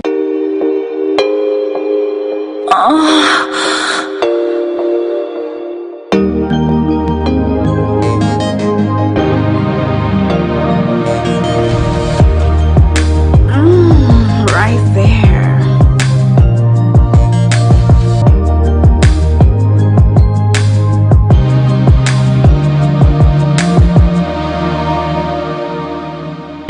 Green is the green light. A little birdie told me that most people do not obey the traffic sign of light. Yes, when your man or woman says stop by giving you the red light, you interpret it as green means go, or amber to just claim that they are indecisive. But no is a universal language that should be respected by all. This is your favorite 18+ show, Moans and Cuddles on GhanaWeb TV. I am Paula Amabruni. We'll be right back after this break.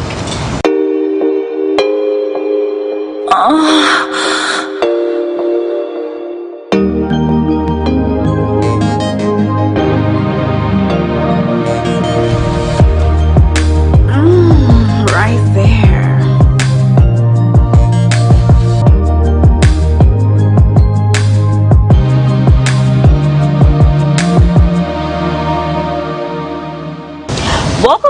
This is Mons and Cuddles on GhanaWeb TV. Today's a special edition. Yes, we're going to discuss the signs. Some people say that when you're in a relationship, you might be in the relationship alone because it's not formal. There's no formal word to say, okay, we've kickstarted the relationship, but in your head, this is a relationship. And also sometimes too, when you meet up with your partner, maybe you are not in for sex, but they claim that, oh, the sign, just because you accepted an invitation to come, it means you are ready for it. How do people miss the sign? So to help me do justice to today's topic, I have with me Elliot Nuete. He's a multimedia journalist. Elliot, you're welcome. Thank you very much. First time on my set. Yeah, I'm a fan of your show. I've been watching you, following you on YouTube, reading your stories on GhanaWeb, interesting guests. And I think it's a great show. We're going to have fun. We would. You have to defend the men because everything lies on your shoulder. Why not? I'll carry it proudly. Okay, great. I'm not doing this alone with Elliot. I have with me here Stella Sogli. Stella is a journalist. Stella, you're welcome. Thank you. Yeah, it looks like more of a journalist kind of thing. Yes. So we're going to educate, entertain, and then give out the information as we say we do. Yeah, we've been hearing a lot of things on social media. There are a lot of stories, a lot of them on GhanaWeb. But sometimes there's a very thin line between yes and no. And for me, even before you ask your questions, yes is yes, no is no. You don't have to miss it. Period. End of story. Okay, let me start with this. A ladies first, but let me just put that aside and let me start with our gentleman, Elliot. I want to find out, should every relationship start formally? When I say that, it means a man asking you, I want to be your boyfriend, would you be my girlfriend situation? Or maybe when we cook, you clean, you do the girlfriend or boyfriend duty, then that's it. No. Personally, I think that every relationship should start formally because it's a formal contract. Relationships are different. Friendship can start without any formal notification, but when it comes to a love relationship, I feel it should start formally because of the characteristics that come with it. In love relationship, people would want commitment, people would want respect, people would want to be entitled and whatsoever. And you can't be entitled to someone when there is no official agreement. So to me, I feel that there should always be an official agreement between two people when they want to embark on a love relationship. So what's your type? Are you the man who goes to a lady like, oh, I have feelings for you, I think we've been talking for a while, so let's kickstart something? Or you do the, I don't want to use the Mr. POP thing. I don't want to use that term. But then you just wait till things settle or maybe the appointed time. What's your time? How do you do it? I put you on the spot. I know, right? Well, I would say I'm both of the two types that you mentioned. I'm not a type that would go straight to a lady and say, well, I'm interested in you, I want us to start a relationship. I like to study people because there are people who give you indication, there are ladies who give you indication and indication, that's the thing. And you think this lady is interested in you for you to propose and then you be bounced. I hate to be bounced. I hate to be rejected. So I would make sure that you are in for it. So if I start with probably friendship, and that is not to say if I want a love relationship with you, I'll come as a friend. No, I won't come as a friend. You declare your intention. Yeah, I would communicate with you. If I want to talk to you, I'll talk to you. But I would never make you understand that you are my friend. No, we are not friends. That is not what. But have you had a lady pop up a question to you? A lady propose to you or initiate a relationship? I've never seen or had a lady propose to me that I love you, but the signs, like what's is spooning? Let us spoon. Let us do this. Okay. You get it. Okay. Okay, great. Elliot, so if a woman, maybe in your life, it could be anyone, start assuming the girlfriend role, cooks for you, wash, clean, gives you some, good sex, warm your bed, does that automatically confer the girlfriend title on her? No. So we can do the cleaning, we can do the cooking, whatever, but once it's not formal, we shouldn't assume that we are your... So guys, I wouldn't want to say every guy is opportunistic, but most people are. And it depends on the value we place on that particular lady. Okay. So I have a very good friend called Murphy. Yeah, she's, what's her name? Messi. Shout out to Murphy. Yeah, shout out to Murphy. I most often forget her name. I won't allow such a lady to do all that for me because I value her friendship and what she offers me.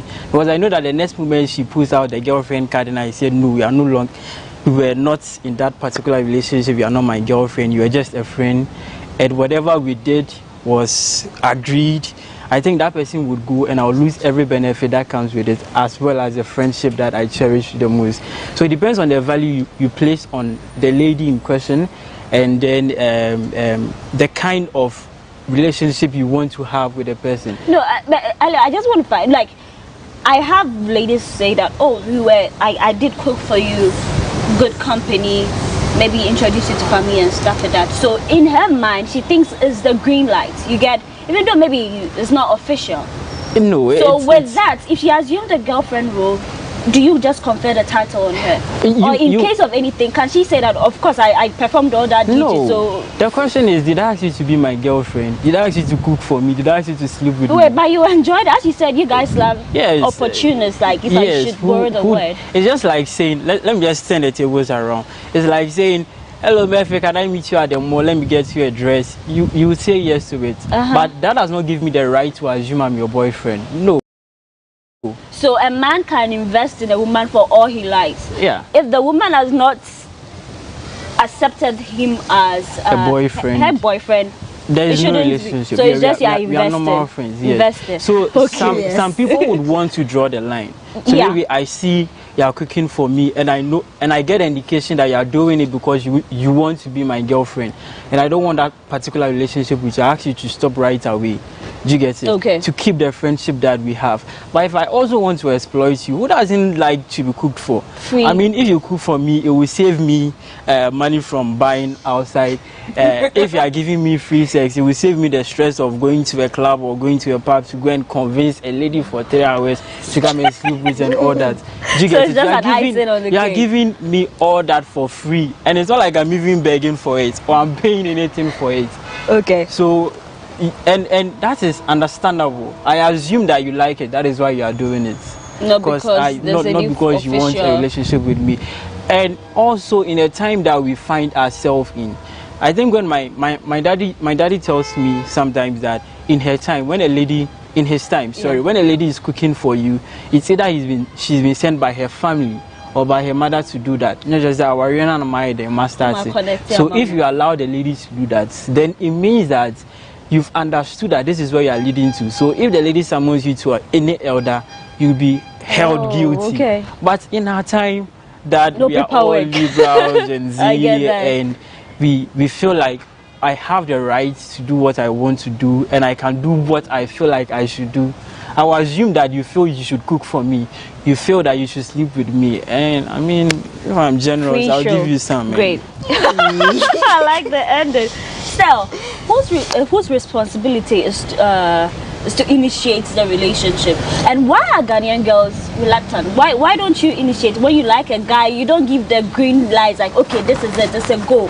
But you guys go round and round. Why? Why you do that? I feel like growing up with the kind of stories I hear and the setting that you grow up with, the environment, there's no way.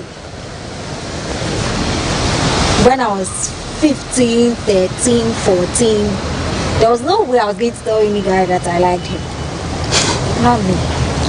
But today, 2022, at the age that I am, I'll gladly do it. And I feel like everyone should be able to. In an age where we are fighting for equality, nothing stops you from asking someone or telling the person that you like them. I mean, when you look at our cultural setting and you want to do things the cultural way, or you want to go traditional. Yes. And even the Bible says that a man will leave his house, a woman will leave her house, and they will be together. It didn't say that the man will come for the woman from their house. So I'm sure those things were just things that we human beings created. So if you feel like you like someone, there's someone that you like, I mean, it's an open conversation that you're supposed to have. Bouncing is hard. It's painful. It's part of life. But you know, I mean, after you've been bounced as a girl, it feels somewhere like, hey, hold me, you bounce me. But I also feel like there are lots of ways that you can do it. Not necessarily throwing yourself at the person, because I hear men don't like women who appear cheap. But sometimes they are enthused by the fact that you are confident, like you don't mind asking yourself. So there are so many ways to kill a cat. But still, you know, women, our gender, we are shy and all that. How best can you go? Should you take him on a date? Should you write him a letter? Why should you take him to pop up the question? Well, I think it's not cast in stone. You just have to be creative about it. Okay. I mean, yesterday I was telling my colleagues that I was just reading my email and I found out that I was flirting with someone in a mail. They're like, girl, in your mail. I mean, there are lots of ways to go about it, but it depends on who you are with. You may have been with a person for some time and you know what they like. You can get him anything, ask him how he feels about you, have the conversation. You know, sometimes asking someone how they feel about you and what they would do if they found themselves in certain situations will give you some answers. And I also, this is a tip, always listen.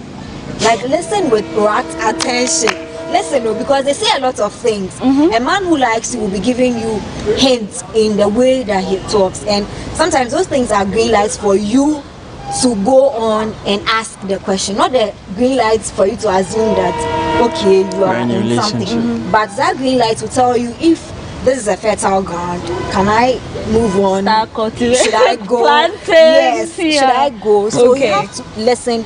Pay attention to some of the things like that. Some people say, oh, I like a woman who is this, and you just realize that like you're like that kind of person, you are doing that kind of thing. Okay, I like a woman who is like this. You know that, okay, like you are fitting into the role, so it gives you the green light to go ahead and ask that, okay, all right, are we doing this or not? Great. Now, friends with benefit, there are some relationship where we just know that, of course, there's no strings attached. We're just making love. We love each other's company. The sex is good. You get what I'm saying? There's not a boyfriend relationship for a man or woman. There are people who are committed relationship who are friends with benefits. There are people in marriages who are doing it. If we are being realistic, we will agree that this is what's happening. Now, what will cause someone who sign up for friends with benefits kind of relationship to now opt for the real deal? Now you catch feelings. Friends with benefits. Oh, no strings attached, and I assure don't catch feelings. The strings will attach. The strings will definitely attach. I don't want to go into details before I start. Stella, please go. Say things I'm not supposed to say, but the strings will attach because you know sex is more than just having it. Sex goes beyond, like emotions are involved. You are. The guy is literally entering. It's an aging plan. Yes, the guy is literally entering you, and you expect that there will be no emotional attachment or connection after that. Are you kidding? There will be. So maybe women are the one that I hear they catch feelings, but then the men, their hearts are strong as hard as a rock. Men do catch feelings as well. I would agree and not agree with Stella. Okay. Because if a guy sleeps with a prostitute for just one time, there is no connection because of the mindset that the guy has, and this is psychologically proven. This is friends. Yes, that's something I agree with you partially. So if it's just about the sex, then nothing is happening. You can hit and go. Yes, because if you pay to have sex with a prostitute, psychologically your mindset is I'm buying sex to satisfy my immediate needs. So after that, there is no connection. But with friends with benefit, it can start just like you sleeping with a prostitute. I have an edge, because it friends with benefit because you are giving her something that she wants. And most often it is material, money, clothes, gift, whatever it may be, in exchange of sex and even attention. It's not all the time that friends with benefit is all about sex. No, I'm talking about the one that got sex, that at the moment there's feelings attached. So with sex, you have sex with the same person for more than 5 times, there would be a connection, because when you have sex, the body releases certain hormones, I forgot the name of that hormones. Hormones that brings about connection and happiness. Anytime you have sex, you are relaxed, you are excited, and this is psychologically proven. So if you're having sex with one person for more than 10 times and your body is releasing that same hormones of happiness, you're gonna catch feelings. You would catch feelings. Energy. And most people, and it's also proven that most ladies give out sex for love. Okay. So although they are saying I want friends with benefits, they are hoping that whilst you are sleeping with me, it will translate into a proper relationship. Okay. And guys, after a period of time, would also become possessive. Are you sleeping with this guy also? Meanwhile, we're just supposed to be friends with benefits. So there would always be a string. There's that. I don't believe in friends with benefits and it will just end there. Great. You're still watching Moons and Cuddles on GhanaWeb TV. We'll take a quick break. When we come back, the show continues.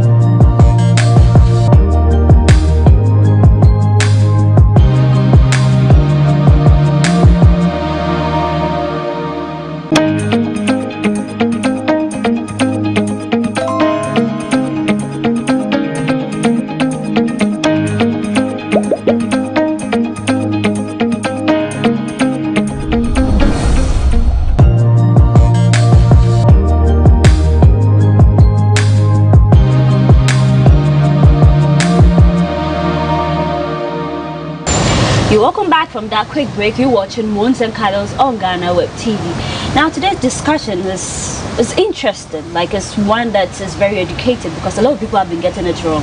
How green is the green light? Some people, you just assume you are in a relationship before you realize you're in a relationship alone. You're dating yourself, and then when it's setting like that, there's disappointment and all that. So I pray and hope that you take down the suggestion and the advice coming from our guest to spice up that relationship. You get what I'm saying? Exactly. Now, moving forward, Elliot, why are most women, I don't want to say Ghanaian, it's kind of universal, but when it comes to Ghana, it's very rampant, it's a big deal. Why are they shy to ask for sex? Why can't a woman just call you and book a dick appointment? Yeah. Well, once again, it's a cultural thing. Even our parents are afraid, I don't use the word afraid, are shy of talking about sex. Do you get it? Meanwhile, everyone knows about sex. Now, if I ask about sex or if I ask for sex from my boyfriend, how is he going to see me? No, but I can imagine how men go. You want it, everything, your body shows that you want it. Why don't you say, baby, I want it, text him, play with his mind, like, you know. And to be very honest, a lot of guys also find it very difficult asking for sex. Like, hey, Ama, today I want you to come around. I mean, they would let us have sex. It's so awkward. I can't do that, to be very honest. I can't call a lady and say, oh, let us have sex. No. No, maybe, like, you know, you can tease. Good, like, you know, tease. Like, so leave the signs here and there. Probably you can lead a person on. But to ask for it, I feel it's weird. And it's because, so it's not just a lady thing. I think it's for both sexes. Wait, let me just chip in this, Elliot. If you are shy to ask, then what are you doing in the relationship? Because a relationship is, you are open, that person is your best friend and all that. But then it means people are in boring relationships, because if you want it, you go for it. Okay. Unless maybe the person is not in that relationship, or you guys don't have sex in your relationship, it's different. But I personally, I don't believe in, you know, when I was at the university, well, guys do that, but even they will suggest that Oba may say you, but like Obana mi who say wa dream wo honoma, I be your mind, say wa dream wo e bibi to me akosu. But they can't say that let us have sex. No, you don't have to say let us. There's 1001. Want to make out, I want to, you know, taste your honey pot. Okay, so that's the thing. You guys just go forward and say, I want to have sex. Like, that's so good. Like, no. Google, there are so many ways. Even the woman, the vagina, there are so many ways to term it. So if you could have like a quote, when you send it to her, she knows that, okay, it's dick appointment time. Find such things. Find a term for it. Maybe you want to go to China. I want to go shopping. Well, I think that with that, the modern lady is able to do it. Sometimes when you follow conversations on Twitter, Instagram, is it Oloni? There's this famous lady like that, and you see them sending the cucumber emoji with some water splash. You know that this is exactly what the lady wants. And that is why I use the word modern lady. Those who are, I would describe a modern lady as someone who has been exposed to a higher level of education, has seen a particular society, a bad bitch type. Okay. Good girl gone bad. Such a person have come to understand that at this age and time there is something called equality. Such a person would probably be a feminist or believe in the idea that what a man can do, a woman can also do. So if a man can suggest that let us have sex, she can also suggest that let us have sex. But if you look at the proper African, is that politically correct? But if you look at the traditional woman, that person would find it very difficult to ask about sex, and even to talk about sex when they are suffering. Not even when they want to have sexual pleasure, but when they are going through when they are having a health issue relating to their sex. So whilst at the university, I was a peer counselor at the units for testing for HIV/AIDS and what have you. And sometimes when you are coming for the test, we have to groom you. We have to prepare you for the actual test. So we'll walk you through what HIV/AIDS is, how you can contract it, and all that. And you get an indication that sometimes when you are talking to ladies, especially, they feel very uncomfortable about it. They feel very uncomfortable discussing their own reproductive system and why their reproductive system makes them more prone to contracting HIV than guys are. So the topic of sex locally is not something that anyone would want to talk about it. Even in our classroom, when teachers are teaching sex, you get that it's very uncomfortable. But ladies, please, you should start talking. If you want it, go for it. Yeah, access shall be given unto you. I think you should. But I think men should start punishing their women. If you are that type who don't want to talk about, let her deal with it. It's so obvious she wants it. The woman, if she doesn't say it, she doesn't give you the green light, because you can be charged for rape. If she comes to say, oh, I did not initiate it, we'll later talk about that. But Stella, I want to find out from you, what are the official signs for the women who don't love to openly call for the dick appointment? What are some of the official signs we draw? Don't leave us cucumber in raining age. No, like official, maybe pre, and when she's with you, what are some of the signs? Because you know we are talking how green is the green light. Maybe what she's given is not given, but you are interpreting it like maybe she wants some, so I should give her.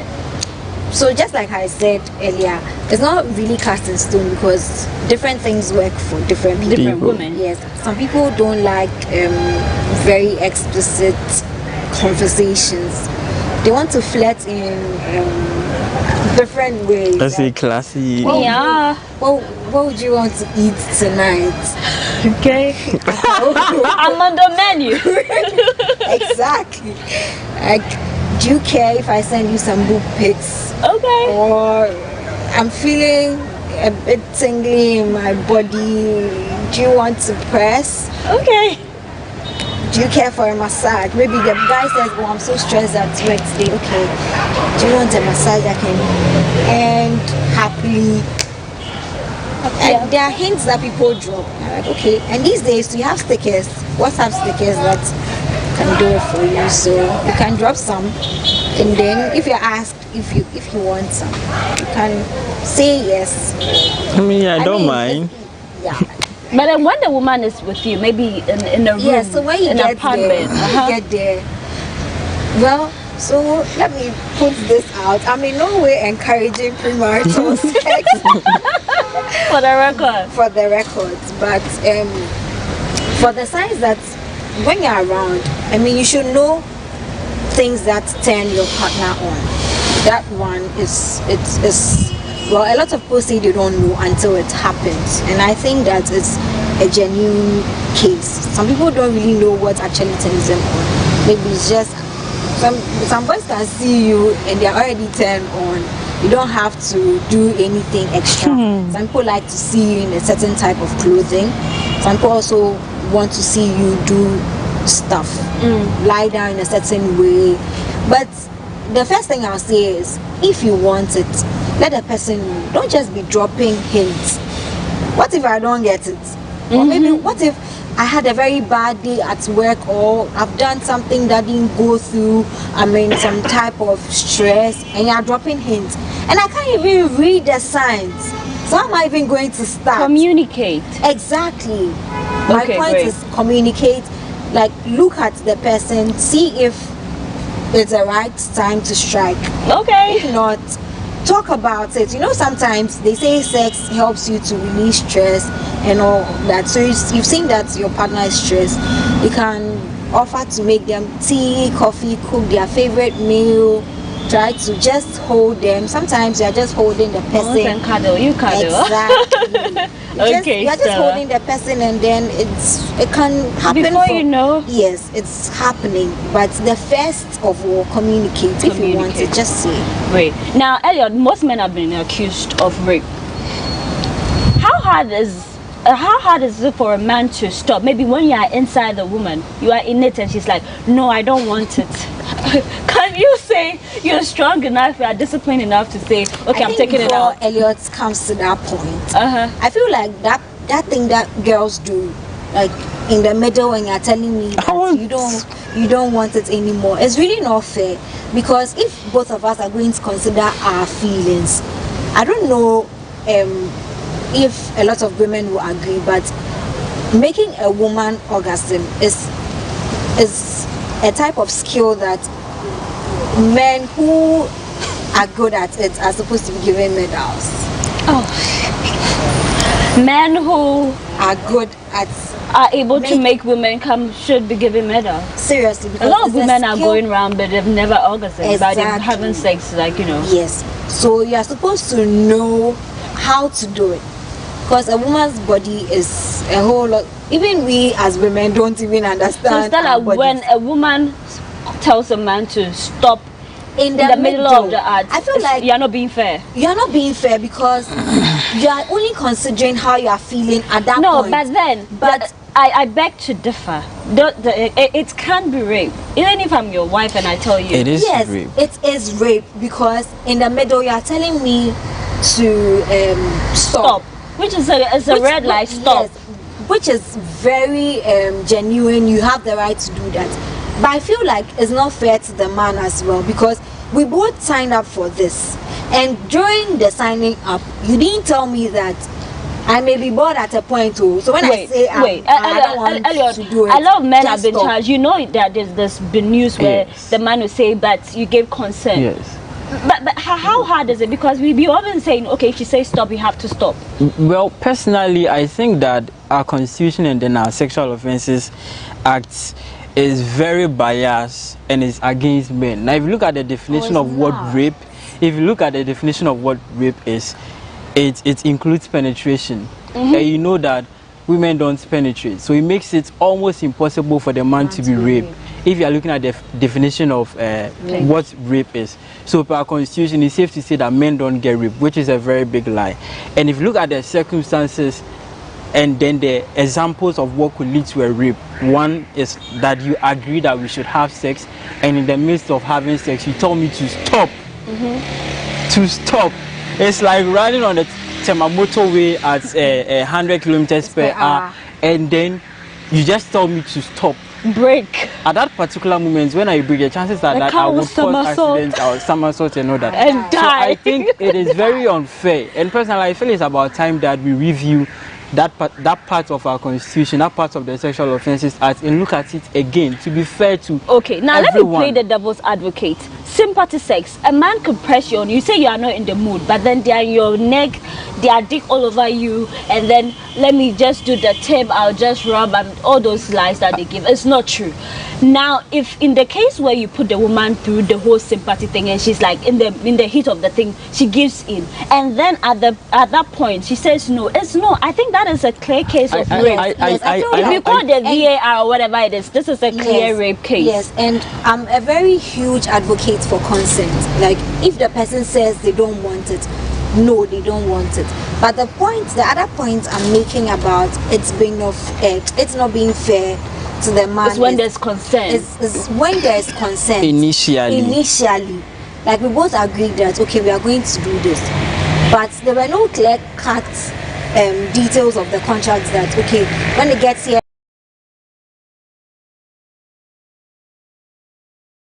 tired, you are supposed to stop and all of that. I think that in as much as a man, you're supposed to stop for integrity's sake, for legal reasons, and for respect. It's still not fair to the man, because at that point, what are you expecting him to do? So I feel like if you are someone, except in cases where, you know, sometimes you can get bruised during the act, maybe they hit you too hard, you are feeling a certain type of way, you are allowed to communicate. And there are men who constantly ask you, are you okay? Are you okay? Are you okay? Like, how should I do it? Are you feeling pains? Is this? All those things come up. So if it is one of those situations, yes, you are okay too. But you can't just say no. Okay, so if you are saying no, but we cannot just say no, but it's doable. Well, yeah. It is doable. And I feel like for this particular one, I'm on the man's side. Okay. If the man says, if the lady says midway, beginning, end, if she says no, please stop. Great. Elliot, blue balls, how real is it? It's very real. I don't know how to explain it, but because it's very most real. Women sometimes, when it's in the case of sympathy sex, the fact that the man introduced, I might get blue balls and will hurt, they just, okay, you go ahead and do whatever you want to do. And I want to say that is also rape. So the term sympathy sex makes it dignified, but it's also rape. Compelling someone to have sex with you. It's just like a lecturer-student relationship.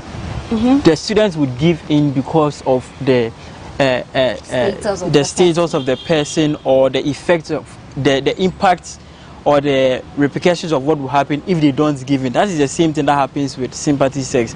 Now with blue balls simply the pain that a person, especially guys, go through for keeping and preventing an ejaculation for so long. You know that when you are, as a guy, when you are sexually aroused, you have to ejaculate. That is the only way we ease ourselves. So if you keep that in for a while, that is what causes the blue balls, and it's very painful. Sometimes I don't know if I'm describing it the right way, but you feel that your intestines are being pulled in, like it's very painful. And yeah, making the thing horrifying. Yeah, but it's very painful. It's very painful, and I want to touch briefly on the stop in the act thing. Now, once again, I think that the sexual offences should be looked at. Yeah. And so then you add your final advice. Yes, and then we take into consideration the context of it. Now, there are some ladies, you have sex with them for a period of time, and in previous sex they say stop, and they mean don't stop. Yeah. Do you get it? There are some. So it gets to a time where they mean stop, and you assume that, oh, this lady, I know her. When she says stop, it means that maybe you should go harder. When she says stop, it means that maybe you put her in this position. When she says stop, she means that, say, be quiet, be a good girl to daddy. Do you get it? Some of those things. So sometimes our laws makes it very biased and then unfair, and punish innocent men. You should do a petition. Let's see, we will see some people to sign. Stella, your final words. Well, my final words, just like I've been saying from the beginning, communication is key. And no matter where you are, friends with benefits, you don't know what it is called, it's not named, a relationship, whatever it is, communicate. That is the place where you can find the greenest of the green lights. If you want a green light, ask. If they give it to you, fine. If they don't, just walk away. I always tell my male friends, if the girl comes home and she's wearing a hot booty short and she's twerking, she's doing all the things, and you're like, damn, this light is green. And you ask her and she's like, oh, I'm not in the mood. Let her go home. Yeah, even if it's 1 p.m., let her go. Yes, let her go home. Or let her sleep in the boys' quarters or something. Maybe when she sleeps in your room, you may be tempted to do something which is not right. That's great. If the person says no, is no. No matter how horny you are, who you are, if you think you cannot, just let her go home. She has a home. She's not an orphan or an outcast. Let her go home. So yes, respect women when they say no.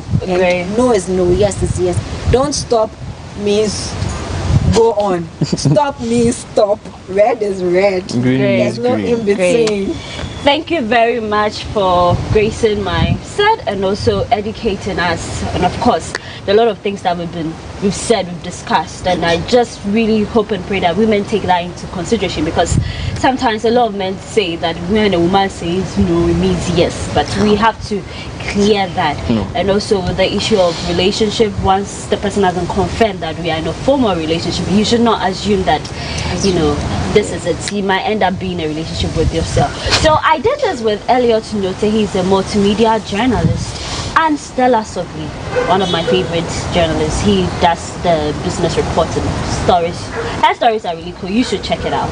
Thank you very much, guys, for coming. Thank you. Hope you had a good fun, and then we know it was a great show. Yeah, it's been an insightful one. Thank you. Ladies, whatever you do, don't propose. Okay, this has been Most and Cuddles on GhanaWeb TV. I am Paula Amabroni. We'll be back next time with something bigger and better. Thanks for watching.